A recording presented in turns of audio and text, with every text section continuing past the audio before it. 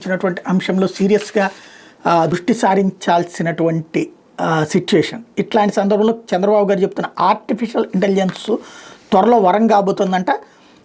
తాజాగా దీనికి సంబంధించి తెలుగుదేశం అనుకూల సోషల్ మీడియా వింగులు ప్రొజెక్ట్ చేస్తున్నది ఏంటంటే, ఆర్టిఫిషియల్ ఇంటెలిజెన్స్తో భూమిలోని మట్టి తేమ శాతం, ఆ భూమిలో నీటిని అన్నిటిని అంచనా వేసి ఆ రైతు ఫలానా పంట వేయమని చెప్పడం, తానే ఆ భూమిలో ఆ పంటకి నాట్లు కూడా వేయడం, సెన్సార్లు పెట్టి కరెంటు మోటార్కి సిగ్నల్స్ పంపి ఆ మోటార్ని ఆటోమేటిక్గా ఆన్ చేసి ఆ పంటకి ఆ టైంలో ఎన్ని నీళ్లు పెట్టాలో సరిగ్గా అంతే నీళ్లు పెట్టేటటువంటిది. సెన్సార్లు పంటని మానిటర్ చేస్తూ ఏ ఎరువులు ఎంత మోతాదులో వేయాలో చెప్తుంటాం. ఏదైనా రోగం పురుగు ఆ పంట మీద దాడి చేస్తే రైతుకు వెంటనే మెసేజ్ ఇవ్వడం, ఫలానా మందు స్ప్రే చేయమని చెప్పి సజెస్ట్ చేయడం.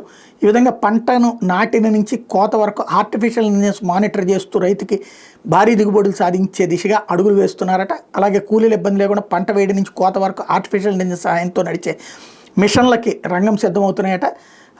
ఈ విధమైనటువంటి ప్లానింగ్ చేస్తున్నారు అన్నటువంటిది ప్రస్తుతం ప్రచారం జరుగుతుంది. ఇది నిజమై సక్సెస్ అయితే కనుక అద్భుతం, ప్రపంచపు రూటే మారిపోతుంది. ఒక ఆంధ్రప్రదేశ్ ఏంటి.